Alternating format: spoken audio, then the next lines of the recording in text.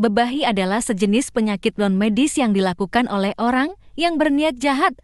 Upaya mengirimkan penyakit bebahi bisa dilakukan jika seseorang memiliki dendam dengan tujuan untuk menyakiti secara niskala.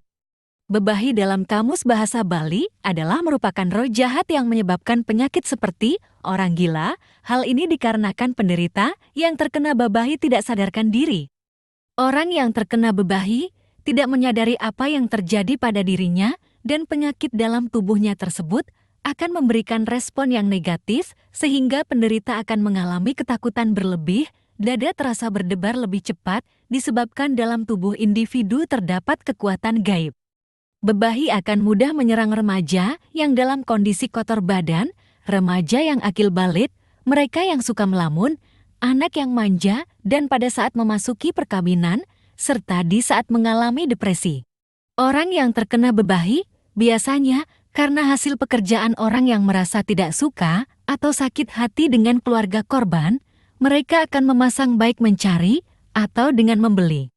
Pelaku akan memasang pada lebuh atau pekarangan korban, ada juga dengan cara dikirimkan mempergunakan guna-guna serta mantra tertentu. Praktisi atau penekun lontar, ide bagus Didi Arsana dari Geria Arsamayun Buduk dalam YouTube Yuda Triguna Channel menjelaskan bebahi merupakan penyakit yang diakibatkan oleh pengaruh dari faktor non-medis atau niskala.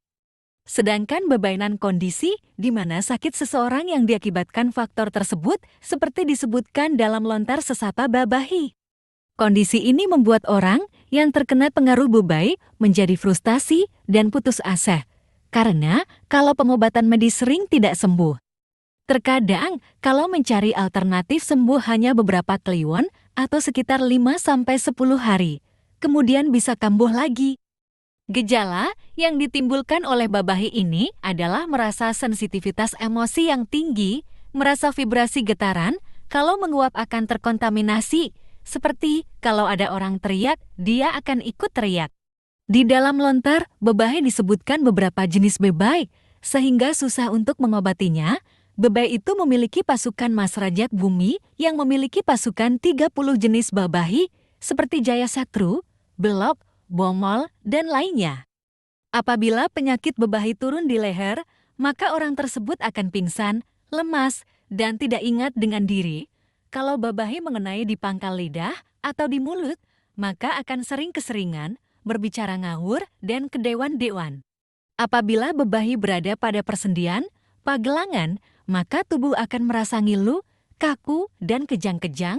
Ini berbeda dengan sakit, karena kolesterol dan letak sakitnya beda. Karena sakit berpindah-pindah, sehingga sulit untuk diobati, berganti-ganti dengan 30 pasukan, sehingga sering membohongi. Inilah akibatnya karena perkataan orang yang mengalami sakit bebahi itu susah dipercaya. Ia menambahkan, misal saat diobati, penyakit bebahi sering bilang akan keluar dari tubuh orang yang dijangkitinya, begitu yang mengobati pergi, maka penyakit ini akan sering muncul lagi. Sering juga menunjuk orang, menantang. Penyakit bebahi juga sering membuat hubungan sebuah menjadi tidak kondusif karena memfitnah orang lain menyakitinya, sehingga ia menyarankan agar jangan pernah mempercayai bebahi karena sering menipu dan berbohong.